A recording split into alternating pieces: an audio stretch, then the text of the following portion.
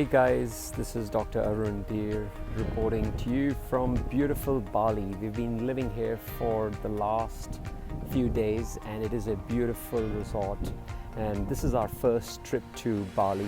But can I say that the two key things that struck me the moment I landed in Bali was, number one, of course, on a lighter side, is the number of zeros that you sort of get when you exchange currency for the amount that you get back. Like when I exchanged just $300 at the money exchange counter, I got almost 2.7 million rupees. And when my daughter heard that, she said, "Oh, Daddy, we've become a millionaire," so which was quite hilarious because she doesn't really understand much about money. She's 10 years of age, and for her, money is all about, having a pet and having all the nice things that all kids of her age want.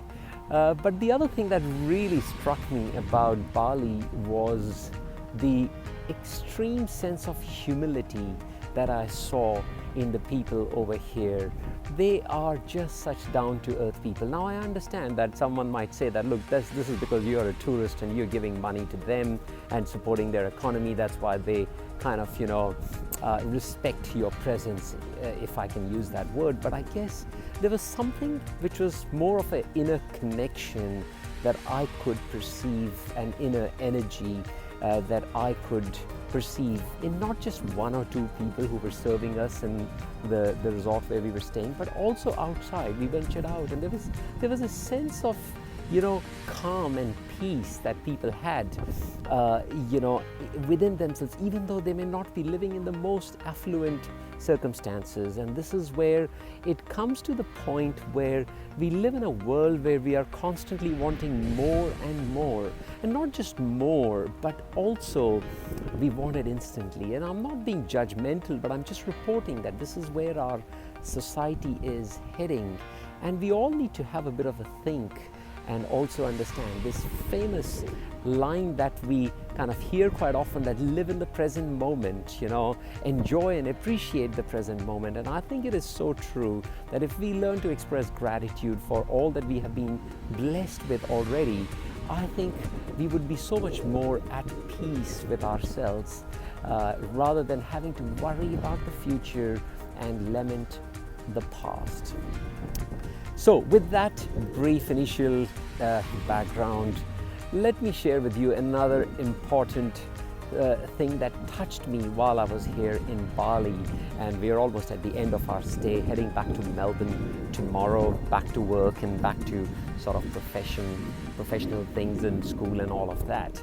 But I guess the most important thing other thing that touched me while I was in Bali was this beautiful book that I read called Anatomy of the Spirit. Now I might do a separate sort of video with study notes on this book because I think it is worthy of this detailed description, especially because it talks about the anatomy of spirit, the 7 stages of power and healing by Caroline Myss. Now she's done an amazing job in this book, and I tell you, I was completely sort of struck by the concepts that have been brought about in this book, because a lot of them resonate so much with what I'm currently experiencing in my own life, what I want to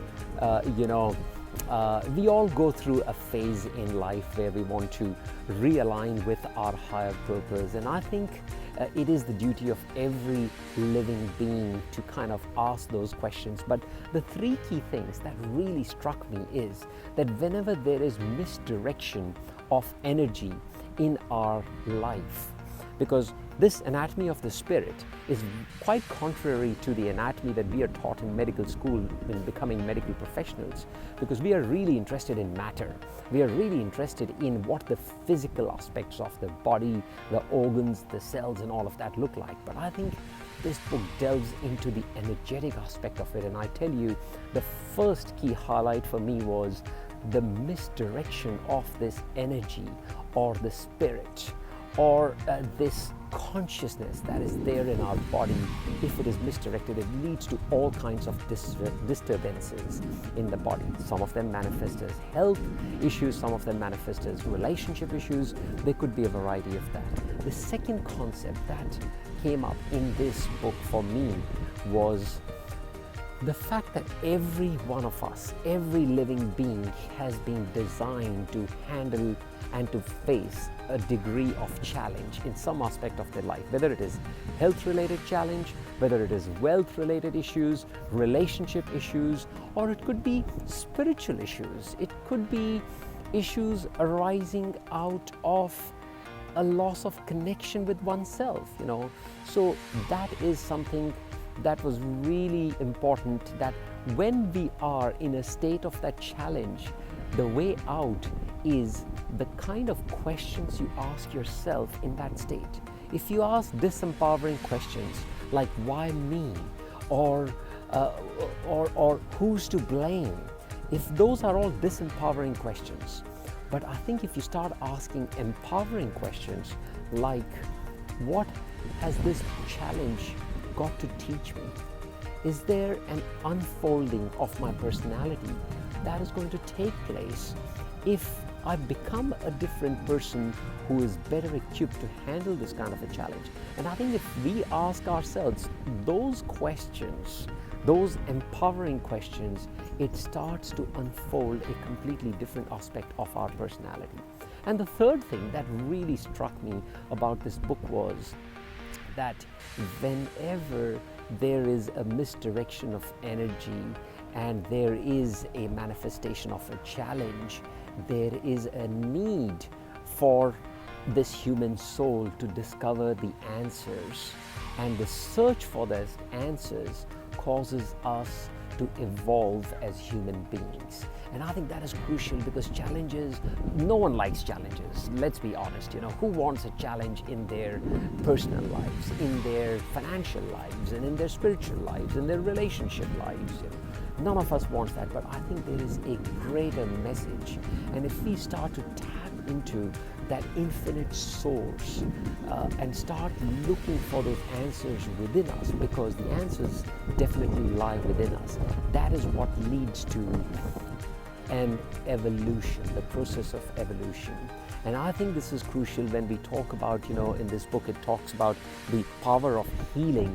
That is really what healing means, that when we heal from within, that is what manifests as healing as far as your finances go, healing as far as your health goes. There may be health conditions which are not healing for several years or decades for some people, but suddenly a miraculous healing takes place. Or there may be healing of relationships. So those were the messages that I got, and I think the best way that I can summarize the one thing, if we just took the aspect of healing, because that is something that is very dear to my heart, is that your biography becomes your biology. And what that means is your biography is your life experiences, and the way you perceive those life experiences turn into your biology, which is what exactly is manifesting in your body in terms of disease, in terms of conditions. And this book has come in my life in such an amazing time that we are on the cusp of launching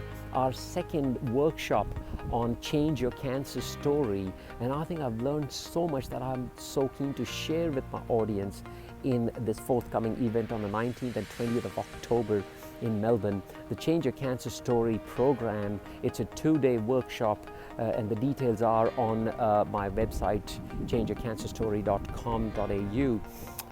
But the key thing is that it's all about aligning your heart set, soul set, mindset, and your body set. All right, friends, I'm going to leave it here. Thank you once again. And if you feel that there is someone that you know who might benefit from subscribing to my channel, please do share this message, because I firmly believe that when we grow collectively, that is when we change the consciousness of the planet.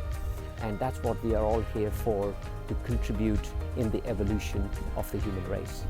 Thank you once again, and stay blessed.